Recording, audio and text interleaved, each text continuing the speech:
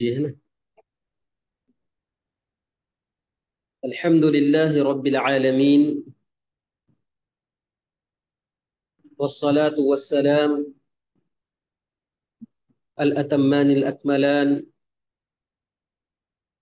على من بعثه الله رحمة للعالمين نبينا وإمامنا وقدوتنا محمد وعلى آله وأصحابه أجمعين ومن تبعهم بإحسان إلى يوم الدين. أما بعد، اللهم علمنا ما ينفعنا وانفعنا بما علمتنا وزدنا علما وعملا خالصين لوجهك الكريم.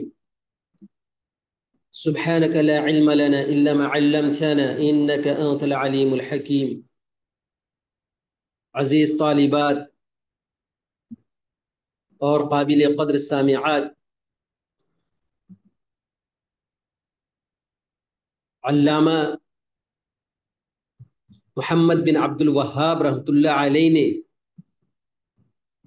باب الخوف من الشرک، شرک سے ڈرنے کا جو باب ہے، اس میں جن مسائل کا تذکرہ کیا ہے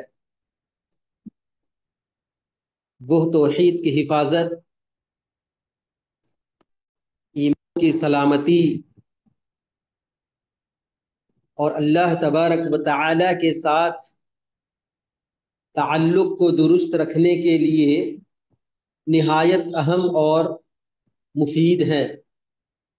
تو آئیے اس باب کے تحت صاحب کتاب نے جن مسئلوں کا تذکرہ کیا ہے، جن مسائل کا ذکر کیا ہے، ہم ایک ایک کر کے ان کو دیکھتے ہیں۔ سب سے پہلا مسئلہ جو محمد بن عبد الوہاب نے اس باب کے تحت ذکر کیا وہ یہ کہ انسان کو ہر وقت شرک سے ڈرتے اور بچ کر رہنا چاہیے، یعنی الخوف من الشرک، ہمیشہ ہر لمحہ انسان کو کیا ہے، شرک سے ڈرتے رہنا ہے، خوف کھاتے رہنا ہے، یعنی اس بات سے مسلسل ڈرتے رہنا کہ کہیں شعوری یا غیر شعوری طور پر انسان ایسے اقوال کا یا ایسے افعال کا یا ایسے عقیدہ میں مبتلا نہ ہو جائے جو اللہ تبارک و تعالی کے ساتھ شرک کی کسی قسم میں داخل ہو سکتا ہے۔ اس سلسلے میں قرآن مجید میں بہت ساری آیتیں ہیں جن میں اللہ تبارک و تعالی نے شرک کو ایک بڑا اور عظیم گناہ قرار دیا ہے۔ ہم نے باب کے تحت ایک آیت پڑھی تھی سورہ النساء کی مشہور و معروف آیت، ان اللہ لا یغفر ان یشرک بہ ویغفر ما دون ذلک لمن یشاء، کہ اللہ تبارک و تعالی کلام مجید میں یہ فرما رہا ہے کہ اللہ شرک کو کبھی نہیں بخشے گا، اور اگر اللہ چاہے تو شرک کے علاوہ جو گناہ ہیں اللہ اس کو معاف کر سکتا ہے۔ اسی طرح نبی کریم صلی اللہ علیہ وسلم کی دعاؤں میں سے ایک دعا یہ بھی ہوا کرتی تھی کہ اللہم انی اعوذ بک ان اشرک بک وانا اعلم واستغفرک لما لا اعلم، کہ اے اللہ میں تجھ سے پناہ مانگتا ہوں کہ میں جان بوجھ کر تیرے ساتھ شرک کروں، ہے نا، اور اس چیز کی بخشش مانگتا ہوں جس کا مجھے علم نہیں ہے۔ اس دعا میں بھی نبی کریم صلی اللہ علیہ وسلم شرک جیسے خطرناک گناہ سے کیا ہے، اپنے آپ کو بچانے اور اپنے آپ کو کیا ہے، محفوظ رکھنے کی اللہ سے پناہ طلب کر رہے ہیں۔ کیوں؟ کیونکہ شرک عظیم ترین گناہ ہے، عظیم ترین خطرہ ہے۔ شرک سب سے بڑا گناہ ہے جو انسان کے تمام اعمال کو ایک جھٹکے میں برباد کر دیتا ہے اور اس انسان کو ہمیشہ کے لیے جہنم کا سبب بنا دیتا ہے۔ اور یہ شرک اتنا عظیم گناہ تھا جی، نبیوں کو بھی اس کا خوف لاحق تھا۔ دیکھیے اگرچہ انبیاء معصوم عن الخطا ہوتے ہیں لیکن اس کے باوجود وہ شرک سے ڈرتے تھے تاکہ امت کو سبق دے کہ اگر انبیاء بھی اس سے خائف ہوں، اگر انبیاء بھی شرک سے ڈرتے ہوں تو ہمیں اور آپ کو، ایک عام مسلمان کو، اس سلسلے میں کتنا محتاط ہونا چاہیے، کتنا محتاط ہو کر زندگی گزارنی چاہیے۔ سمجھ رہے نا جی؟ علم اور تقوی کے باوجود خوف ضروری ہے، سمجھ رہے؟ علم آ جائے، تقوی آ جائے، اس کے باوجود اللہ کا خوف کیا ہے، انسان کے دل میں ہونا ضروری ہے۔ بعض لوگ دین کے علم اور عبادت کی کثرت کی بنیاد پر خود کو محفوظ سمجھتے ہیں، خود کو بڑا عابد و زاہد سمجھتے ہیں، لیکن علم والوں کا یہ شیوا ہے، جو اہل علم ہوتے ہیں انہوں ہمیشہ شرک سے ڈرتے رہتے ہیں۔ دیکھیے حضرت ابراہیم علیہ السلام خود اپنے لیے کیا دعا کر رہے ہیں، اپنی اعلی اولاد کے لیے کیا دعا کر رہے ہیں، وَجْنُبْنِي وَبَنِيَّ أَن نَعْبُدَ الْأَصْنَامَ، کہ اے اللہ مجھے اور میری اولاد کو بتوں کی عبادت سے بچائے رکھنا۔ جب اللہ کا خلیل اللہ کو اندیشہ ہے تو ہم اور آپ کیسے بے خوف ہو سکتے ہیں جی؟ اچھا یہ نہیں سمجھنا چاہیے کہ ہم کیا ہے، بت پرستی نہیں کر رہے ہیں، مورتیوں کے سامنے اپنے ماتھے کو نہیں ٹیک رہے ہیں، قبروں پر نہیں جا رہے ہیں، یہ شرک ہم نہیں کر رہے ہیں۔ صرف بت پرستی ہی شرک نہیں ہے، شرک کے بہت سارے اقسام ہیں، جیسے کسی کو اللہ کے برابر سمجھنا یا اس سے دعا کرنا، یہ شرک اکبر ہے، اللہ کے مماثل قرار دینا، اللہ کے برابر سمجھنا۔ لیکن شرک اصغر جس کے تعلق سے نبی کریم صلی اللہ علیہ وسلم نے کہا تھا کہ میں کیا ہے، اس معاملے میں میری امت کے تئیں میں زیادہ خوف میں مبتلا رہتا ہوں، میں زیادہ ڈرتا ہوں، ریاکاری ہے، دکھاوے کے لیے کوئی عبادت کرنا، دکھاوے کے لیے کوئی کام کرنا ہے۔ دل کے اندرونی رجحانات جو آپ کے ہوتے ہیں، جیسے دنیا طلبی کی نیت سے کوئی دین کا کام کرنا، شہرت کی نیت سے کوئی دین کا کام کرنا، دکھاوے کی نیت سے کوئی دین کا کام کرنا، یہ تمام کے تمام چیزیں کیا ہیں، شرک اصغر ہیں، جس سے کیا ہے ہمیں بچنا چاہیے۔ ہمیں بچنے کے لیے اللہ تبارک و تعالی سے دعا بھی کرنی چاہیے۔ اور ہمارے لیے اس مسئلے میں یہ پیغام ہے کہ ہم ہمیشہ اللہ سے ہدایت طلب کریں، اخلاص طلب کریں، اور شرک کی تمام قسموں سے حفاظت کی ہم دعا مانگتے رہیں، عقائد میں ہوں، عبادات میں ہوں، نیتوں میں ہوں، اور اپنی زندگی کے طرز عمل میں ہو، مسلسل کیا ہے ان چیزوں میں ہم کو اپنی نظر رکھنی چاہیے اور اس کی اصلاح کرنی چاہیے۔ کسی بھی نیک عمل کو شرک سے بچا کر صرف اللہ کے لیے خالص بنانا ہی یہ نجات کا ذریعہ ہے۔ سمجھ رہے نا؟ تو خوف کھانا، ڈرنا شرک سے، چاہے شرک کی بڑی قسموں میں سے وہ شرک کیوں نہ آئے اور چاہے شرک کی چھوٹی قسموں میں سے وہ شرک کیوں نہ آئے۔ دوسری چیز دیکھیے، ریاکاری شرک اصغر ہے، ان الریا من الشرک الاصغر من الشرک، کہ ریاکاری دکھاوے کے لیے کام کرنا یہ شرک اصغر میں سے ہے۔ سمجھ رہے نا؟ انہو من الشرک الاصغر، یہ مسئلہ جو پچھلا مسئلہ ہے اس کا تتمہ ہے جی، یہ تکملہ ہے، یہ مکمل کرتا ہے۔ جیسے انسان کو ہر وقت شرک سے بچتے رہنا چاہیے اور ریاکاری سے بھی بچتے رہنا چاہیے۔ کیوں؟ کیونکہ یہ شرک اصغر ہے۔ یعنی علامہ محمد بن عبد الوہاب رحمۃ اللہ علیہ نے واضح کیا کہ ریا کا تعلق شرک اکبر سے نہیں ہے بلکہ شرک اصغر سے ہے، لیکن اس کے باوجود یہ انتہائی خطرناک گناہ ہے جو انسان کے اعمال کو ضائع اور برباد کر دیتا ہے۔ دیکھیے نبی کریم صلی اللہ علیہ وسلم نے کیا فرمایا کہ اخوف ما اخاف علیکم الشرک الاصغر، قالوا وما الشرک الاصغر یا رسول اللہ، قال الریا۔ نبی کریم صلی اللہ علیہ وسلم نے اپنی امت کے تئیں جو خوف اور ڈر اپنے اندر پیدا کیا، کہا کہ میں تم میں سب سے زیادہ جس چیز کا خوف کھاتا ہوں، جس چیز سے ڈرتا ہوں، وہ شرک اصغر ہے۔ جب صحابہ نے عرض کیا اے اللہ کے نبی یہ شرک اصغر کیا ہے، تو آپ صلی اللہ علیہ وسلم نے کہا کہ دکھاوے کے لیے، نام و نمود کے لیے، شہرت کے لیے کوئی کام کرنا یا کوئی عبادت کو انجام دینا۔ اب آئیے، شرک اصغر وہ عمل ہے جی، شرک اصغر وہ عمل ہے جس میں انسان اللہ کی عبادت میں کسی کو برابر تو تصور نہیں کرتا، اللہ کی عبادت میں کسی کو اس کا ہمسر اور برابر تو نہیں ٹھہراتا، لیکن وہ عمل یا وہ عبادت اللہ کے لیے خالص بھی نہیں ہوتی۔ وہ چیز، وہ عمل اللہ کے لیے خالص نہیں ہوتا، وہ عبادت اللہ کے لیے خالص نہیں ہوتی، بلکہ اس میں دوسروں کی رضامندی ہوتی ہے، دوسروں کی تعریف ہوتی ہے، یا بسا اوقات دنیاوی فائدہ اس میں شامل ہوتا ہے۔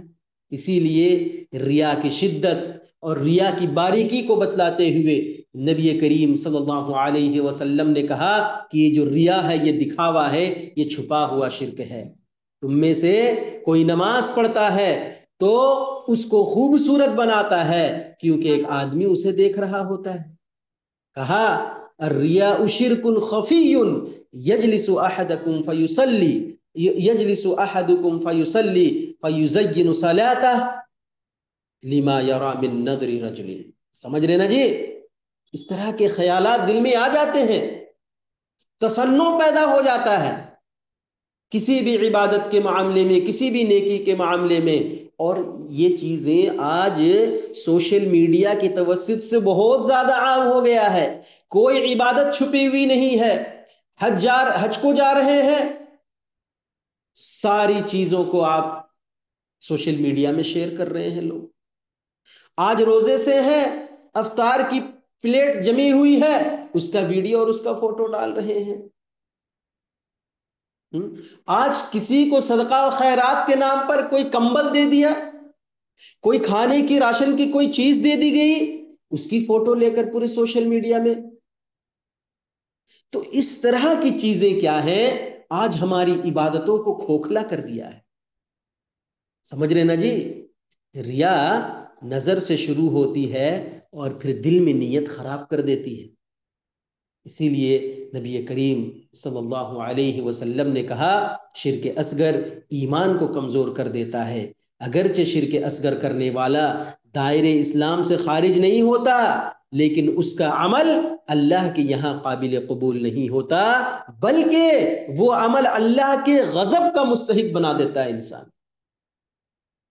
اور نبی جو معصوم عن الخطا ہیں، نبیوں نے خود بھی ریا سے ڈرنے کی دعا کی تاکہ امت کو خبردار کرے کہ یہ بہت بڑا خطرہ ہے، یہ بڑا مہلک مرض ہے، اس کا شکار امت نہ ہو۔ سمجھ رہے نا؟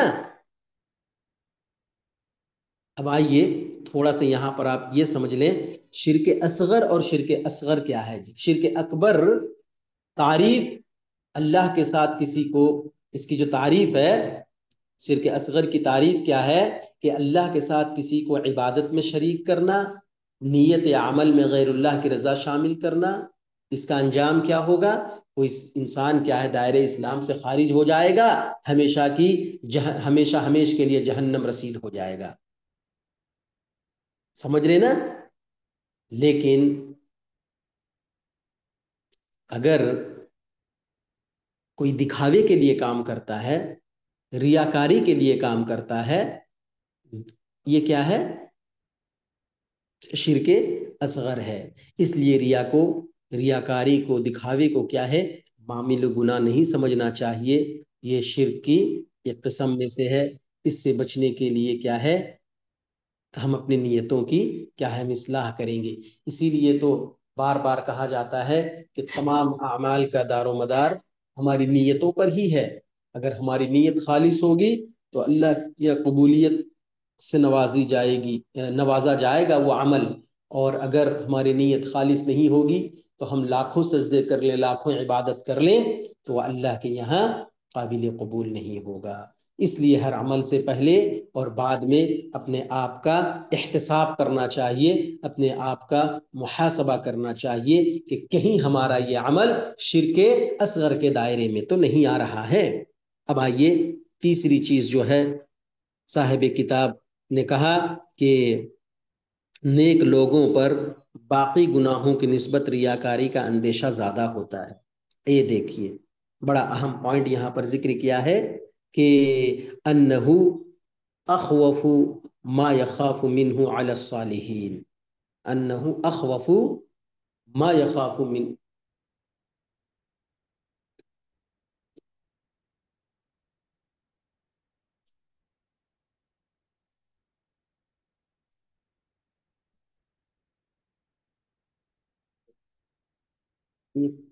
دوسرا ریاکاری بھی شرک ہے، یہ چھوٹ گیا غالباً جی۔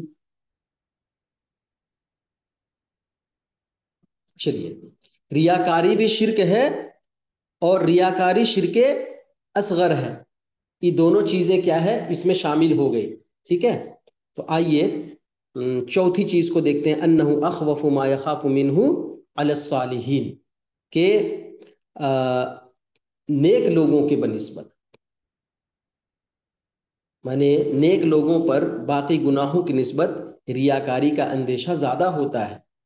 یعنی یہ مسئلہ، یہ جو مسئلہ ہے چوتھا مسئلہ، یہاں پر دیکھیے ضم ہو گیا جی، ریاکاری بھی شرک کی ایک قسم ہے اور ریاکاری شرک اصغر ہے، ان دونوں مسئلوں کو میں نے کیا ہے ایک ساتھ ہی بیان کر دیا۔ تو یہاں پر چوتھا مسئلہ دیکھیے، یہ مسئلہ جو ہے کہ ریا ہی وہ چیز ہے، دکھاوا ہی وہ چیز ہے جس سے نیک لوگوں پر سب سے زیادہ خوف کیا جاتا ہے۔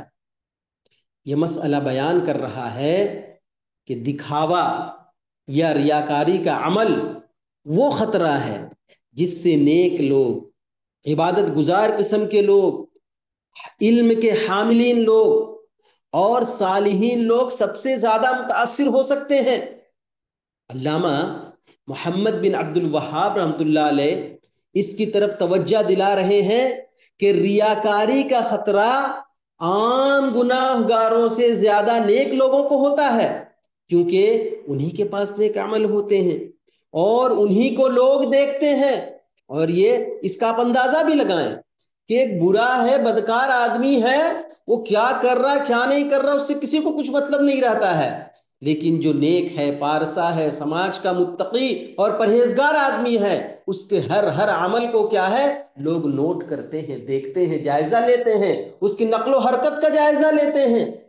تو یہیں پر علامہ محمد بن عبد الوہاب کہتے ہیں غیروں سے زیادہ خطرہ اس شرک اصغر میں مبتلا ہونے کا، ریاکاری میں مبتلا ہونے کا، یہ نیک لوگوں سے یہ زیادہ تعلق رکھتا ہے۔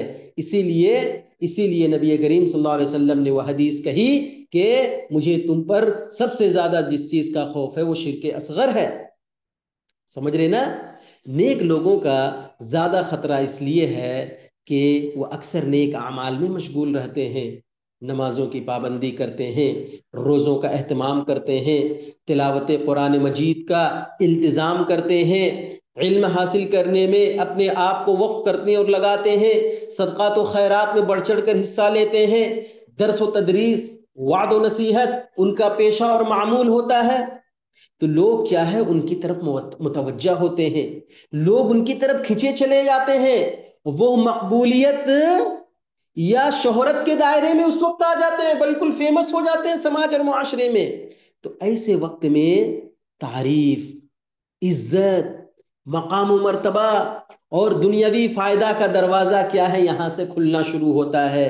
ان تمام عوامل کی موجودگی میں اخلاص کی حفاظت یہاں پر بڑا مشکل ہو جاتا ہے پھر، اور آہستہ آہستہ کر کے ان عبادتوں کے ذریعے، علم و عمل کے ذریعے، صدقات و خیرات کے ذریعے دل میں کیا ہے آہستہ آہستہ کر کے ریاکاری کیا ہے سرایت کرنے لگتی ہے، اور ایک وقت ایسا آتا ہے کہ اس کا ہر عمل بس اس لیے ہوتا ہے کہ ہمارے فین فالوورز بڑھیں گے، ہمارے چاہنے والے بڑھیں گے، ہمارے سننے والے بڑھیں گے۔ آپ اندازہ لگائیں جی، وہ انبیاء جو تنے تنہا اللہ کے دربار میں حاضر ہوں گے، کیا یہ ان کی کامیابی نہیں ہے؟ بلکہ کامیابی کا پیمانہ یہ ہے کہ انہوں نے عقیدہ توحید کی سچی اور سیدھی دعوت دی، جس کو لوگوں نے کیا ہے ٹھکرا دیا۔ اب دیکھیے صحابہ کرام بھی ریاکاری سے ڈرتے تھے، حضرت معاذ ابن جبل رضی اللہ تعالی عنہ، حضرت ابو الدرداء رضی اللہ تعالی عنہ جیسے جلیل القدر صحابہ اپنی نیت کا بہت زیادہ خیال رکھتے تھے اور ریا سے بچنے کے لیے تنہائی میں عبادت کو ترجیح دیتے تھے۔ اس کے علاوہ سلف صالحین کا آپ جائزہ لے کر دیکھیں، ان کی حالات زندگی کا آپ مطالعہ کر کے دیکھیں، امام حسن بصری ہو، امام سفیان ثوری ہو، امام ابن سیرین ہو، یا اس جیسے تابعین یا تبع تابعین کی ایک لمبی فہرست ہے، انہوں نے کیا ہے، ریا کو نیکی کا چور کہا ہے۔ یہ لوگ کیا ہے، ریاکاری کو نیکی کا چور کہا کرتے تھے اور یہ دعا کرتے تھے، اللہم نجنا من الریا فإنہ داء خفی قاتل، کہ اے اللہ ہمیں ریا سے بچانا، ہمیں دکھاوے کے عمل سے بچانا، کیونکہ یہ چھپا ہوا قاتل مرض ہے۔ فإنہ داء خفی قاتل، یہ ایک ایسا مرض ہے جو چھپ کر وار کرتا ہے، قتل کرتا ہے، سمجھ رہے نا؟ اور شیطان تو اس ایسے مواقع کا تلاش میں رہتا ہے، شیطان گناہ گاروں کو کھلے گناہوں سے بہکاتا ہے، سمجھ رہے نا؟ ایک عام ہے، عام آدمی ہے، زناکار ہے، زنا کرتا ہے کھلے عام، بدکار ہے، بدکاری کر رہا ہے کھلے عام، چور ہے، چوری کر رہا ہے کھلے عام، مگر نیک لوگوں کو تو چوری پر اکسا نہیں سکتا، نیک لوگوں کو تو برے اور معصیت کاموں پر ابھار نہیں سکتا، تو نیک لوگوں کو نیک عمل کے اندر ریا ڈال کر ان کو پھنساتا ہے، ان کو گراتا ہے، کیونکہ وہ جانتا ہے کہ یہی لوگ اگر اخلاص کے ساتھ نیک کام کرتے رہیں گے تو اس کا زور ٹوٹ جائے گا، شیطان پسپا ہو جائے گا، اس لیے ان کے دل میں ایسے شہوات کے اور ایسے خیالات کیا ہے ڈالتا ہے۔ تو ہمارے لیے اس سے یہ پیغام ہے کہ نیک لوگوں کے لیے سب سے بڑا چیلنج یہ ہے کہ وہ ریاکاری سے بچے، ریاکاری سب سے بڑا ان کے لیے چیلنج ہے، ان کی ساری نیکیوں کو، ساری تگودوں کو، ساری عبادت کو کیا ہے، ایک لخت کیا ہے اس کے منہ پر مار دیا جائے گا۔ جتنا زیادہ کوئی شخص نیکی میں آگے بڑھتا جائے گا اتنا ہی زیادہ اسے اخلاص کی حفاظت کی فکر کرنی ہوگی۔ ہر نیک عمل کے وقت یہ سوال اپنے آپ سے کرنا پڑے گا، کیا یہ صرف اللہ کے لیے ہے یا لوگوں کے دکھاوے کے لیے ہے؟ اور نبی کریم صلی اللہ علیہ وسلم نے ہمیں یہ دعا سکھائی ہے، اللہم اجعل عملی کلہ صالحا واجعلہ لوجہک خالصا ولا تجعل لأحد فیہ شیئا، اے اللہ میرے سارے اعمال میں کیا ہے، میرے سارے اعمال کو تو نیک بنا دے، انہیں صرف اپنے لیے خالص کر دے ان اعمال کو، اور ان میں سے کوئی بھی چیز، کوئی بھی عبادت کا کوئی بھی حصہ کسی دوسرے کے لیے نہ ہو۔ یہ ہم دعا کریں ہمیشہ اپنے اعمال کی، اپنی عبادتوں کی، اپنے روزوں کی، اپنے صدقات و خیرات کی حفاظت کے لیے ان دعاؤں کا ہم سہارا لیں، ان دعاؤں کا ہم اہتمام کریں۔ اس کے بعد آئیے جی، پانچویں چیز کہا کہ جنت اور جہنم انسان کے قریب ہیں، قرب الجنت والنار، کہ جنت اور دوزخ انسان کے قریب ہیں، سمجھ رہے نا؟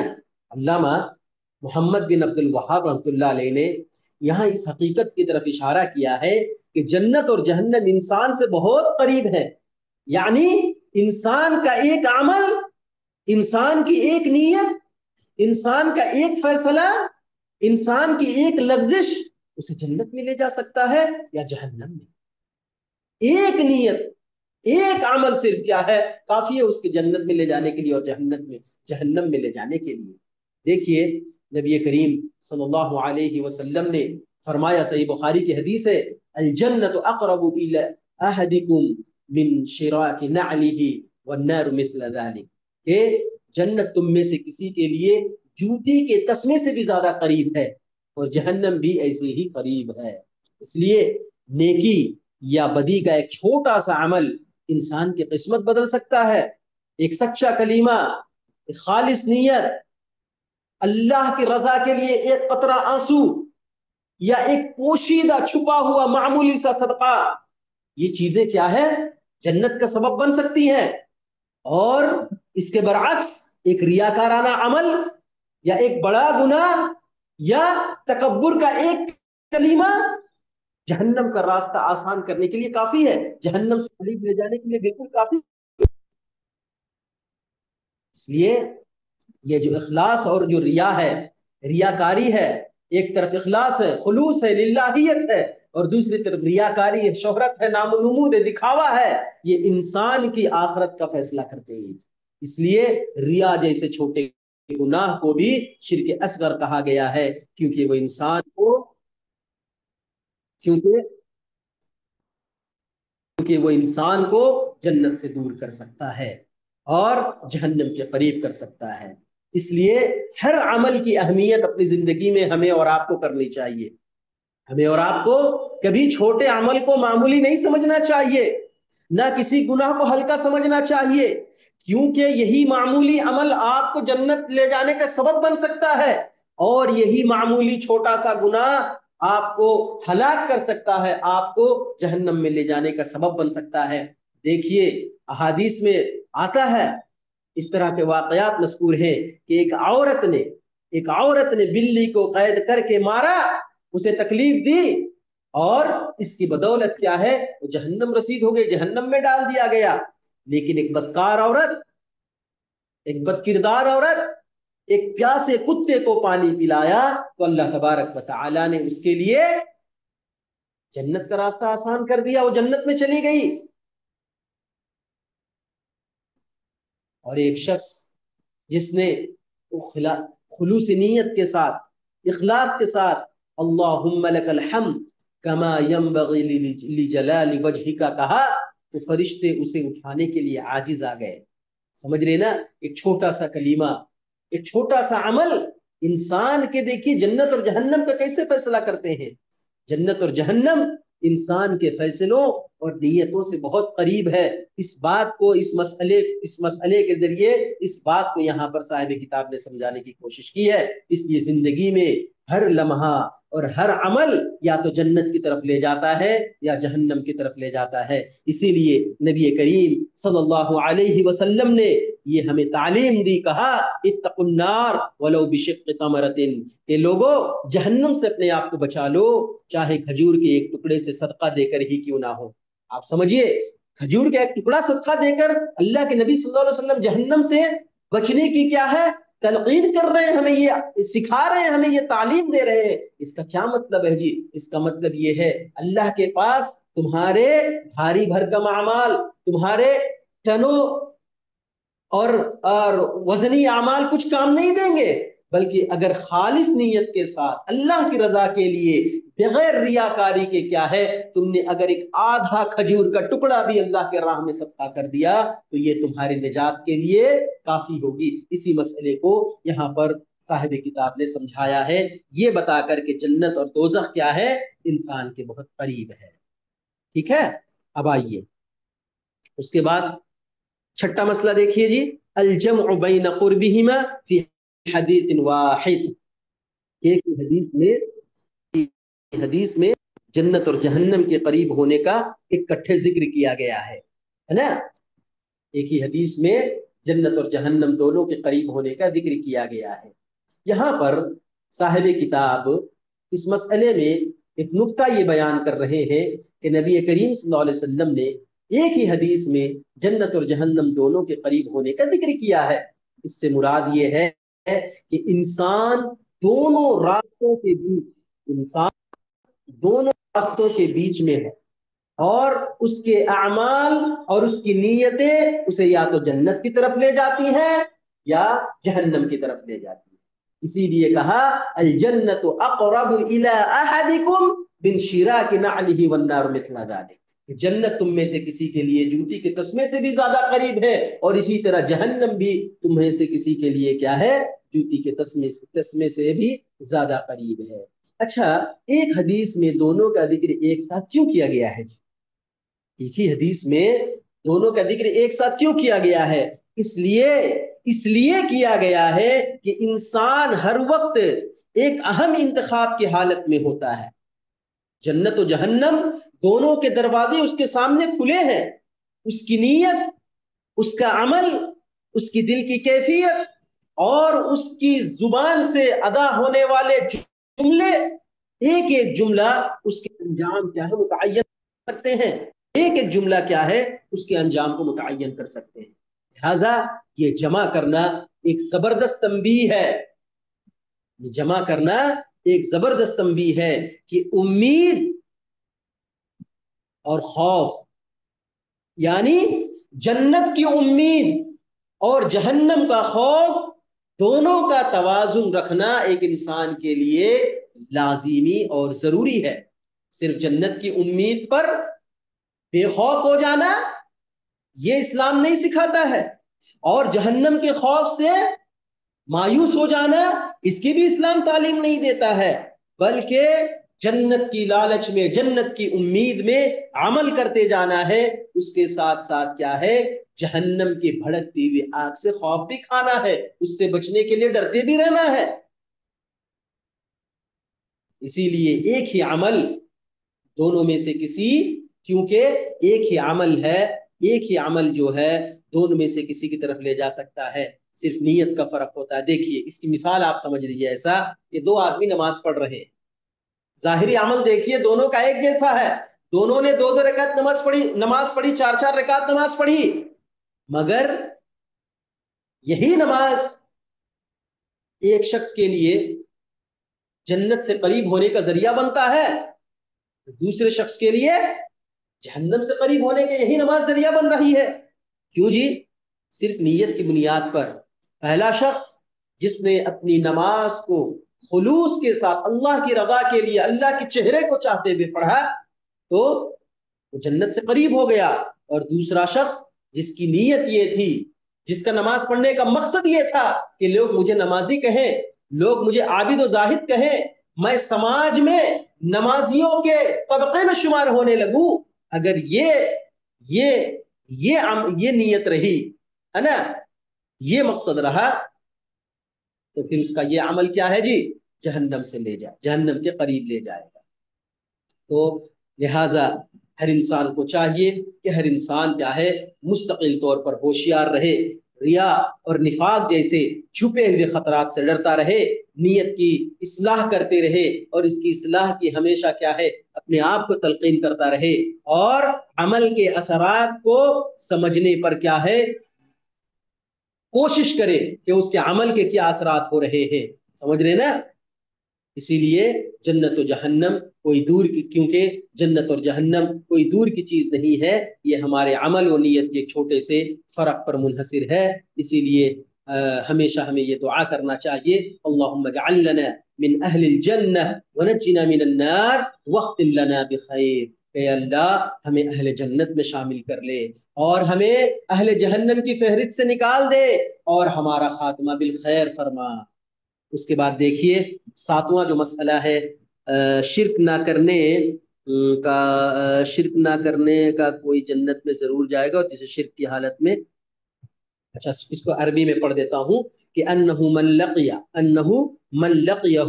لا یشرک به شیئا دخل الجنہ ومن لقیہ یشرک به شیئا دخل النار ولو كان من اعبد الناس۔ دیکھیے اس مسئلے میں کتنی بہترین وضاحت کی ہے صاحب کتاب نے، کہ یہ مسئلہ توحید کی قدر و منزلت اور شرک کے خطرے کو مکمل طور پر آپ کے سامنے کھلی کتاب کی طرح واضح کر دے گا۔ دیکھیے جو شخص انہو من لقیہ لا یشرک به شیئا دخل الجنہ، یعنی جو شخص اللہ سے اس حال میں ملاقات کرے، اس حال میں ملے کہ اس نے کبھی اللہ کے ساتھ کسی کو شریک نہ کیا، نہ ٹھہرایا، تو وہ جنت میں داخل ہوگا۔ ومن لقیہ یشرک به شیئا، اور جو آدمی اس حال میں اللہ تبارک و تعالی سے ملاقات کرے، یا جس آدمی کی موت اس حال میں ہو جائے کہ وہ اللہ کے ساتھ کسی کو بھی شریک ٹھہراتا تھا، ہے نا، یشرک به شیئا، اللہ کے ساتھ کسی کو شریک ٹھہراتا تھا، دخل النار، تو وہ جہنم میں داخل ہوگا۔ پھر کیا کہا؟ وَلَوْ كَانَ مِنْ أَعْبُدِ النَّاسِ، اگرچہ کہ وہ دنیا کا سب سے بڑا عابد و زاہد کیوں نہ ہو، عبادت گزار کیوں نہ ہو، اگر شرک جیسے گندے گناہ میں اگر وہ ملوث پایا گیا تو اس کی ساری عبادتیں رائیگاں اور برباد ہو جائے گی۔ اور اس چیز کو بار بار قرآن مجید میں متعدد مقامات پر اور نبی کریم صلی اللہ علیہ وسلم نے احادیث کی روشنی میں متعدد جگہوں پر کیا ہے اس کا تذکرہ کیا ہے. جیسا کہ اللہ تبارک و تعالیٰ نے سورہ مائدہ میں کہا انہ من یشرک باللہ انہ من یشرک باللہ فقد حرم اللہ علیہ الجنہ ومأواہ النار ان اللہ لا یغفر ان یشرک بہ ویغفر ما دون ذلک لمن یشاء. ہے نا کہ جو شخص اللہ کے ساتھ شرک کرے گا انہ من یشرک باللہ فقد حرم اللہ علیہ الجنہ تو اللہ تبارک و تعالیٰ اس کے لیے جنت کو حرام کر دیں گے اس پر ومأواہ النار اور اس کا ٹھکانہ کیا ہے جہنم ہوگا. اسی طرح ابن مسعود کی روایت ہے نبی کریم صلی اللہ علیہ وسلم نے فرمایا من لقی اللہ لا یشرک بہ شیئا دخل الجنہ ومن لقیہ یشرک بہ شیئا دخل النار کہ جو شخص کیا ہے اللہ سے اس حال میں ملاقات کرے کہ اس نے اللہ کے ساتھ کسی کو شریک ٹھہرایا ہو اپنی زندگی میں وہ کسی کو شریک نہ ٹھہرایا ہو اپنی زندگی میں شرک کی آمیزش اپنی عبادتوں میں نہ کیا ہو وہ جنت میں جائے گا. اور جو شخص اس حال میں مرا اس حال میں اللہ تبارک و تعالیٰ سے ملاقات کیا کہ وہ شرک کرتا تھا تو کیا ہے وہ جہنم میں جائے گا. یہاں پر دیکھیے اللہ تبارک و تعالی شرک کو کبھی نہیں معاف کرتے ہیں جب تک کہ بندہ مرنے سے پہلے توبہ نہ کر لے. اللہ تبارک و تعالی چاہے تو تمام گناہوں کو معاف کر دے گا مگر شرک جو ہے ناقابل معافی جرم ہے ناقابل معافی گناہ ہے. جیسا کہ اللہ تبارک و تعالی نے مذکورہ آیت میں بتا دیا کہ ان اللہ لا یغفر ان یشرک بہ. سمجھ رہے نا جی. عبادت کی کثرت عبادت کی زیادتی لمبے لمبے سجود لمبے لمبے قیام خوب صدقات و خیرات اگر شرک کے ساتھ ہو یہ عبادتیں یہ اعمال تو پھر مردود ہیں ناقابل قبول ہیں. چاہے کوئی کتنا ہی بڑا عالم نہ ہو چاہے کوئی صوفی ہو زاہد ہو حافظ ہو بڑا قاری ہو مجاہد فی سبیل اللہ ہو اگر وہ شرک کرتا ہے تو اس کی عبادت رد کر دی جائے گی. مشہور حدیث ہے جی اللہ تبارک و تعالیٰ ایک عالم کو بلائے گا ایک مجاہد فی سبیل اللہ کو بلائے گا. میں مختصراً بتا رہا ہوں آپ کو ہے نا. بڑے عابد کو بلا کر بڑے زاہد کو بلا کر بڑے عالم کو بلا کر بولے گا تم نے کیا کیا تو کہے گا کہ اللہ میں نے اتنی عبادتیں کی میں اللہ کے راستے میں جہاد کیا. تو وہاں پر اللہ تبارک و تعالیٰ کہے گا جا جن کے لیے تو نے یہ اعمال کیا تھا ان سے تو طلب کر لے. سمجھ رہے نا. یہ ساری عبادتیں حتیٰ کہ اگر آپ اللہ کے راستے میں جان بھی قربان کر دے رہے ہیں مجاہد فی سبیل اللہ ہو کر اللہ کے راستے میں جان بھی قربان کر دے رہے ہیں اور اگر شرک کر رہے ہیں آپ اگر شرک اصغر بھی آپ کے اس میں پایا جا رہا ہے تو آپ کی عبادتیں قبول نہیں ہوں گی. یہ توحید کی اصل ہے یہ توحید کی بنیاد ہے. جنت میں داخلے کی کنجی ہے اور چابی ہے کیا ہے جی صرف اخلاص. شرک چاہے اصغر ہو یا اکبر اگر توبہ کیے بغیر کسی کی موت واقع ہو جاتی ہے تو وہ نجات سے کیا ہے محروم ہو جائے گا. لہٰذا ہمیں اس نقطے سے اس مسئلے سے یہ پیغام لینا چاہیے کہ توحید پر مرنے والا نجات پائے گا چاہے گنہگار کیوں نہ ہو لیکن شرک پر مرنے والا ہلاک ہو جائے گا چاہے سمندر کے برابر نیکیاں ہی کیوں نہ لے کر آیا ہو. کیوں؟ کیونکہ اصل چیز اللہ کے لیے اخلاص ہے نہ کہ صرف عبادتوں کی تعداد ہے عبادتوں کی کثرت ہے. اس لیے ہمیں اللہ سے یہ دعا کرنی چاہیے کہ اللہ تبارک و تعالی ہمیں توحید پر مضبوطی سے جمے رہنے کی توفیق دے. شرک کی ہر قسموں سے شرک کی ہر شکل سے چاہے بزرگ پرستی ہو علماء پرستی ہو قبر پرستی ہو تعویذ گنڈے ہو نظر و نیاز ہو ریاکاری ہو ان تمام چیزوں سے کیا ہے مکمل طور پر ہمیں بچنے کی اور اجتناب کرنے کی توفیق عنایت فرمائے. اللہ تبارک و تعالی ہماری نیتوں کو ہمارے قول و عمل کو ہر چیز میں کیا ہے اللہ تبارک و تعالی اخلاص پیدا فرمائے. اسی لیے کثرت عبادت سے پہلے ہمیں چاہیے کہ ہم عقیدے کی فکر کریں عقیدے کی اصلاح کریں. عقیدے کی اصلاح کے بغیر اگر آپ لاکھوں اعمال انجام دے دیں لاکھوں عبادتوں کو انجام دے دیں تو یہ رائے گاں اور برباد ہو جائے گی کوئی فائدہ نہیں ہوگا. اس کے بعد دیکھیے 8واں مسئلہ یہاں پر تو پورا ایک دم مٹا ہوا ہے میں عربی سے ہی پڑھ دے رہا ہوں. 8واں مسئلہ ہے کہ المسألۃ العظیمہ سؤال الخلیل له ولبنیہ وقایت عبادت الاصنام.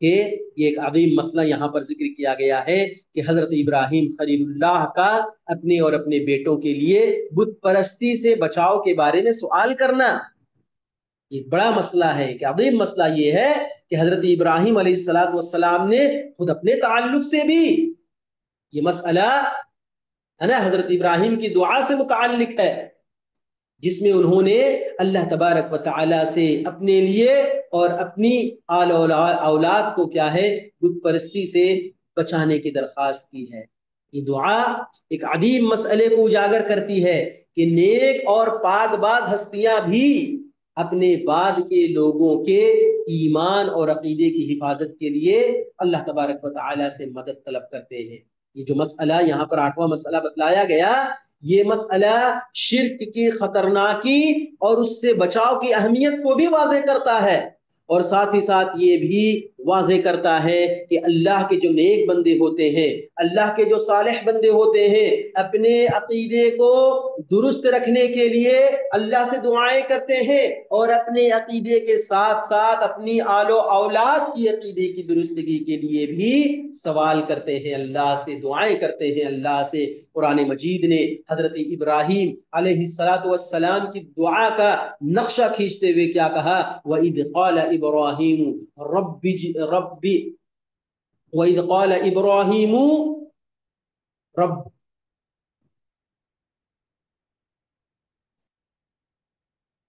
کیا ہے جی دعا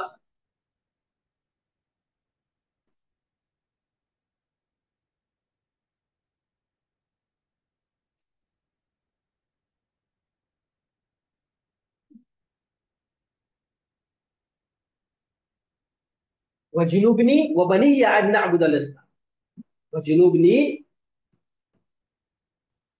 وَجُنُوبْنِي وَبَنِيَّ أَن نَعْبُدَ الْأَصْنَامَ اور جب ابراہیم علیہ السلام نے کہا اے میرے رب مجھے اور میری اولاد کو بتوں کی عبادت سے بچا تو حضرت ابراہیم علیہ السلام کا ایمان حضرت ابراہیم علیہ السلام کی دعا حضرت ابراہیم علیہ السلام نے اللہ تبارک و تعالی سے جو یہ درخواست کی کہ وہ اور ان کی اولاد بتوں کی عبادت سے محفوظ رہے حالانکہ وہ خود اللہ کے بڑے نبی تھے اللہ کے خلیل تھے اللہ کے چہیتے تھے اور ان کا عقیدہ بالکل صاف تھا نکھرا ہوا تھا صاف و شفاف تھا توحید سے ان کا سینہ لبریز تھا ان کی زندگی توحید سے لبریز تھی پھر بھی ان کی یہ دعا ظاہر کرتی ہے کہ نیک لوگ اور انبیاء بھی اپنی عقیدے کے بارے میں بہت محتاط رہتے تھے اور ہمیشہ اس سلسلے میں اللہ سے رہنمائی لیتے تھے اور توحید کی حفاظت کی کیا ہے دعا کرتے تھے اور یہاں پر یہ چیز بھی سمجھ میں آ رہی ہے کہ بت پرستی سے بچنے کی اہمیت یہاں سمجھ میں آ رہی ہے کہ حضرت ابراہیم علیہ السلام کا اپنی اولاد کے لیے یہ سوال اس بات کی طرف اشارہ کرتا ہے کہ شرک کا اثر انسانوں کے درمیان بہت گہرا ہو سکتا ہے اور انبیاء بھی اپنے بعد کی نسلوں کے ایمان کو محفوظ رکھنے کے لیے اللہ سے کیا ہے دعائیں کرتے ہیں حضرت ابراہیم علیہ السلام کی یہ دعا ہمیں سکھاتی ہے کہ اللہ سے دعا کرنا اور اس کی پناہ طلب کرنا ایک نیک اور صالح انسان کی سب سے بڑی ضرورت ہے حضرت ابراہیم نے اپنی اولاد کے لیے دعا کی کیونکہ انہیں معلوم تھا کہ ان کی اولاد کا ایمان اللہ کی حفاظت کے بغیر محفوظ نہیں رہ سکتا جب تک انسان اللہ کے ساتھ کسی کو شریک نہ کرے وہ مکمل طور پر اللہ کی ہدایت اور توفیق سے کیا ہے محفوظ رہتا ہے اور شرک ایسا خطرہ ہے جو انسان کو اللہ کی ہدایت سے جدا کر سکتا ہے اور اس کے عمل کو بے اثر بنا سکتا ہے اس لیے حضرت ابراہیم کی دعا میں اس کا تذکرہ بہت اہم ہے ہمیں بھی چاہیے کہ ہم کیا ہے حضرت ابراہیم علیہ السلام کے نقش قدم پر چلتے ہوئے اپنی بھی حفاظت کے لیے اپنے ایمان کی اپنی عقیدے کی حفاظت کے لیے شرک سے بچنے کے لیے اللہ سے دعا کریں اور اپنی آل اولاد کے لیے بھی دعائیں کرتے رہیں، اپنے آنے والی نسلوں کے لیے بھی دعائیں کرتے رہیں۔ اس کے بعد دیکھیے 9واں مسئلہ ہے کہ سیدنا ابراہیم علیہ السلام کا ربی انہن اضللن کثیرا من الناس، اے میرے پروردگار ان بتوں نے بہت سے لوگوں کو گمراہ کر دیا۔ اکثریت کی حالت عبرت حاصل کی اور دعا کی کہ میرے پروردگار مجھے اور میری اولاد کو بت پرستی سے بچا۔ کیا کہا؟ اعتبار بحال الاکثر لقوله رب انہن اضللن کثیرا من الناس، کیا کہا کہ اکثر لوگوں کے حال کو معتبر جاننا اس قول کی بنا پر کہ اے رب، اے میرے پروردگار ان بتوں نے بہت سے لوگوں کو گمراہ کر دیا۔ یہ جو مسئلہ ہے، یہ مسئلہ اس حقیقت کو بیان کر رہا ہے کہ اکثر لوگ گمراہی میں مبتلا ہوتے ہیں اور شرک کے میدان میں اکثریت کا راستہ قابل اعتماد نہیں ہوتا۔ اس بات کی دلیل حضرت ابراہیم علیہ السلام کا وہ قول ہے جس میں انہوں نے اللہ تبارک و تعالیٰ سے کہا رب انہن اضللن کثیرا من الناس، کہ اے میرے رب ان بتوں نے بہت سے لوگوں کو گمراہ کر دیا ہے۔ تو یہاں پر دیکھیے اکثریت کا حال کیا ہے۔ حضرت ابراہیم علیہ السلام فرما رہے ہیں کہ اکثر لوگ، بیشتر لوگ بتوں کی عبادت میں گمراہ ہو چکے ہیں۔ اس سے یہ پتا چلتا ہے، اس سے یہ بات معلوم ہوتی ہے کہ اکثر لوگ توحید کے راستے پر نہیں بلکہ شرک میں مبتلا ہوتے ہیں۔ اس کی دلیل کیا ہے؟ اس کی دلیل قرآن مجید میں بار بار ذکر آیا ہے کہ اکثر لوگ یا تو ایمان نہیں لاتے ہیں، یا شکر گزار نہیں ہوتے ہیں، یا حق کو جھٹلانے والے ہوتے ہیں۔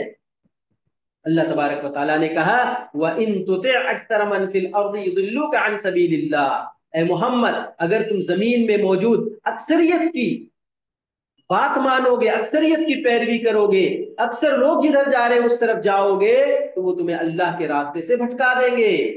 تو یہاں بات یہ سمجھ میں آتی ہے جی کہ حق کا جو معیار ہے نا وہ اکثریت نہیں بلکہ وحی الہی ہے، عقیدہ توحید ہے۔ اکثر لوگ جو کر رہے ہیں وہی حق ہو، یہ چیز صحیح نہیں ہے، غلط معیار ہے، یہ غلط موازنہ ہے۔ حق وہ ہے جو اللہ اور اس کے رسول صلی اللہ علیہ وسلم نے بیان فرمایا ہے، چاہے اسے ماننے والے لوگ اکثریت میں ہو یا چاہے اس کے ماننے والے لوگ کم ہو، تھوڑے ہو، قلت میں۔ اکثریت کا دھوکہ جو ہے نا جی، بہت سے لوگ یہ سمجھتے ہیں کہ چونکہ فلاں عمل یا عقیدہ کو بہت سے لوگ مانتے ہیں لہٰذا یہ درست ہے، لیکن حضرت ابراہیم علیہ السلام کے اس قول سے یہ بات صاف طور پر واضح ہو رہی ہے کہ اکثریت گمراہ ہو سکتی ہے، اکثریت کیا ہے؟ راہ راست سے بھٹکی ہوئی ہو سکتی ہے۔ تو اس لیے ایک داعی کو یہ چاہیے، ایک مسلمان کو یہ چاہیے کہ اکثریت کے دباؤ سے نہ ڈرے، اکثریت کے دباؤ میں نہ آئے بلکہ حق پر قائم رہے، جسے حضرت ابراہیم علیہ السلام کی سنت پر عمل کرتے ہوئے گمراہ اکثریت کے بالمقابل واضح حق کی طرف کیا ہے؟ دعوت دیتی۔ سمجھ رہے نا؟ اسی لیے حق کے لیے تنہا رہنا اکثریت کے ساتھ گمراہ ہونے سے کیا ہے؟ بہتر ہے اپنے عقائد، اپنے اعمال اور اپنے رسوم و رواج کو قرآن و سنت کی کسوٹی پر پرکھ کر دیکھیں، نہ کہ لوگوں کی تعداد پر، نہ کہ باپ دادا کے عقیدے پر۔ اکثریت اگر مشرکانہ اعمال میں مشغول ہیں، قبروں پر سجدہ کر رہے ہیں، نظر و نیاز چڑھا رہے ہیں، تعویذ و گنڈا کر رہے ہیں، پیر پرستی اور قبر پرستی میں مبتلا ہیں، تو ہمیں اس کی پیروی نہیں کرنی چاہیے بلکہ خود اپنی بھی اصلاح کرنی چاہیے اور ان کی بھی اصلاح کی فکر کرنی چاہیے۔ اس کے بعد دیکھیے 9واں مسئلہ اور 10واں مسئلہ فیہ تفسیر لا الہ الا اللہ کما ذکرہ البخاری، کہ اس مسئلے میں امام بخاری یہ مسئلہ توحید کی حقیقت کو واضح کر رہا ہے کہ لا الہ الا اللہ کا مطلب صرف زبان سے کہنا نہیں ہے بلکہ شرک کی مکمل نفی اور اللہ تبارک و تعالی کی عبادت میں اخلاص کا نام ہے۔ امام بخاری رحمۃ اللہ علیہ نے کتاب التفسیر اور کتاب التوحید میں اس جملے کی جو وضاحت کی ہے وہ یہ ہے کہ لا الہ الا اللہ کا مطلب ہے لا معبود بحق الا اللہ، یعنی اللہ کے سوا کوئی بھی سچا اور حقیقی معبود نہیں ہے۔ یہاں دیکھیے کلمہ طیبہ کی دو شق ہیں، پہلا جز کیا ہے؟ نفی ہے اور دوسرا اس بات ہے۔ نفی کس بات کی؟ لا الہ، ہر باطل معبود کی نفی کرنا ہے، کوئی معبود نہیں ہے۔ ہر جتنے بھی یہاں پر معبود ہیں تمام باطل معبودان باطلہ کا کیا ہے؟ نفی کرنا ہے، اور اس بات کی گواہی دینا ہے الا اللہ، صرف اللہ کو معبود ماننا ہے، یعنی معبود حقیقی اللہ ہے، اور تمام معبودان باطلہ کا انکار کرنا ہے۔ یہ دونوں پہلو مل کر توحید خالص کو بیان کر رہے ہیں۔ صرف اللہ ہی معبود کہنا کافی نہیں ہے۔ اگر کوئی صرف اللہ ہی معبود ہے کہے مگر غیر اللہ کو بھی پکارے، غیر اللہ سے نظر و نیاز کرے، سجدہ کرے غیر اللہ کے لیے، تو وہ کامل توحید کا اقرار کرنے والا نہیں ہوگا۔ اس لیے ایک انسان کے لیے ضروری ہے کہ وہ غیر اللہ کی عبادت کی نفی کرے، اور ساتھ ہی ساتھ صرف اللہ کی بندگی اور اللہ کی عبادت کرے۔ یہاں پر دیکھیے بخاری کی وضاحت کیوں اہم ہے۔ یہاں پر بخاری کی وضاحت کیوں اہم ہے کہ اس طرح بخاری نے توضیح فرمائی ہے۔ امام بخاری صرف محدث ہی نہیں، عقیدے کے بھی بڑے امام تھے، سمجھ رہے نا؟ انہوں نے لا الہ الا اللہ کی تفسیر میں کہا ہے لا معبود بحق الا اللہ کے الفاظ سے کی، لا الہ الا اللہ کی تفسیر کس سے کی؟ لا معبود بحق الا اللہ، جس میں صاف صاف بتا دیا کہ مشرکوں کے بھی بہت سے معبود تھے۔ معبود تو ہے نا جی، کوئی سوال کر سکتا ہے، معبود تو ہے ہمارے معبود ان کے، تو لا معبود بحق، یہ حقیقی معبود کوئی نہیں ہے، معبود تو بہت سارے ہیں، ہے نا؟ اس بت کو بھی کوئی معبود بنا رہا ہے، قبر کو کوئی معبود بنا رہا ہے، فرشتوں کو کوئی معبود بنا رہا ہے، نبی کو کوئی معبود بنا رہا ہے، ولی کو کوئی، یہ سارے اپنے سوچ کے حساب سے، اپنے عقیدے کے حساب سے معبود بنا لے رہے ہیں وہ لوگ، مگر یہ سارے معبود کیا ہے؟ معبودان باطلہ حق پر نہیں ہے، بلکہ یہ تمام کے تمام باطل معبود ہے، اور اللہ ہی واحد ہے جو معبود برحق ہے۔ تو شرک کی نفی کیے بغیر ہمیں یہ بات معلوم ہوئی کہ شرک کی نفی کیے بغیر یہ کلمہ ادھورا ہے۔ اگر کوئی اللہ کو مانے لیکن دوسروں کو بھی حاجت روا مشکل کشا مانے تو وہ کلمہ کی اصل روح سے ہٹ جائے گا۔ اس لیے شیخ محمد بن عبد الوہاب رحمۃ اللہ علیہ نے اس مسئلے کو واضح کرتے ہیں کہ تفسیر کا مطلب زبانی اقرار سے بڑھ کر یہ ہے کہ یہ عقیدہ، عمل اور نیت میں ظاہر ہونا چاہیے۔ اللہ تبارک و تعالیٰ نے اسی کی تائید کرتے ہوئے قرآن مجید میں کہا فَعْلَمْ أَنَّهُ لَا إِلَهَ إِلَّا اللَّهُ، بس تم جان لو کہ اللہ کے سوا کوئی معبود حقیقی نہیں ہے۔ یہاں پر جو اعلم ہے نا جی، جاننا صرف زبان سے کہہ دینا کافی نہیں، بلکہ علم کے ساتھ فہم اور عمل بھی چاہیے، سمجھ بوجھ اور شعور بھی چاہیے۔ اور حدیث میں ہے کہ من قال لا الہ الا اللہ وکفر بما یعبد من دون اللہ حرم مالہ ودمہ، کہ جس نے لا الہ الا اللہ کا اقرار کیا، جس نے اللہ کو معبود حقیقی مانا اور اللہ کے سوا جتنے بھی معبودان باطلہ ہیں ان کا انکار کیا، تو اس کا مال اور اس کا خون محفوظ ہو گیا۔ اس کا مطلب یہ ہے یہ کلمہ کے ساتھ، اس کلمے کے اقرار کے ساتھ طاغوت کا انکار بھی لازمی ہے، ضروری ہے۔ تو لہذا اس مسئلے کا پیغام یہ ہے کہ لا الہ الا اللہ کی مکمل تفسیر اللہ کے سوا، مکمل تفسیر یہ ہے کہ اللہ کے سوا کوئی معبود برحق نہیں، صرف اللہ کو ماننا کافی نہیں، اس کے ساتھ ساتھ غیر اللہ کی عبادت کی نفی بھی ضروری ہے۔ اس لیے امام بخاری نے اس تفسیر کو اصولی حیثیت دی ہے۔ یہ کلمہ صرف زبانی الفاظ نہیں بلکہ عقیدے کی، نیت کی، اور نیت کی درستگی اور عمل کا کیا ہے؟ مجموعہ ہے۔ لہٰذا جو لوگ کلمہ پڑھ کر بھی شرکیہ اعمال کرتے ہیں وہ اس کی حقیقی تفسیر سے غافل ہیں، اس کا علم نہیں رکھتے ہیں۔ اب آئیے آخری مسئلہ ہے فضیلت من سلم من الشرک، اس شخص کی فضیلت جو شرک سے محفوظ ہو گیا، جو شرک سب سے اپنے آپ کو بچا لیا۔ یہ مسئلہ اس عظیم فضیلت کو بھی بیان کر رہا ہے جو شرک سے مکمل طور پر بچنے والے شخص کو حاصل ہوتی ہے، یعنی جو شخص اخلاص کے ساتھ صرف اللہ تعالیٰ کی عبادت کرتا ہے اور کسی بھی قسم کے چھوٹے یا بڑے شرک میں مبتلا نہیں ہوتا، وہ بہت بلند مرتبے کا حامل ہوتا ہے۔ قرآن مجید میں اللہ تبارک و تعالیٰ نے کہا انہ من یشرک باللہ فقد حرم اللہ علیہ الجنہ ومأواہ النار، کہ بے شک جس نے اللہ کے ساتھ شرک کیا اللہ اس پر جنت حرام کر دیتا ہے اور اس کا ٹھکانہ جہنم ہے۔ اس آیت سے ظاہر ہے کہ شرک سے بچنے والا ہی جنت کا اہل ہے۔ جو شخص شرک سے بچے گا وہی جنت کا حامل ہوگا، وہی جنت میں جائے گا، اور جو شخص شرک سے آلودہ ہوگا اس کے اعمال، اس کا کیا ہے ٹھکانہ، جہنم ہوگا۔ اسی طرح نبی کریم صلی اللہ علیہ وسلم نے بھی کہا کہ جو شخص اللہ سے اس حال میں ملاقات کیا کہ وہ اللہ کے ساتھ کسی کو شریک نہیں ٹھہرا رہا ہے تو کیا ہے جنت میں جائے گا، اور جو اس حال میں ملاقات کرے کہ وہ اللہ کے ساتھ کسی کو شریک ٹھہرایا ہے تو وہ جہنم میں جائے گا۔ تو اس حدیث میں بھی شرک سے سلامتی کو جنت میں داخلے کی بنیادی شرط قرار دیا گیا ہے۔ تو یہاں پر دیکھیے شرک سے سلامتی کے 3 اقسام ہیں۔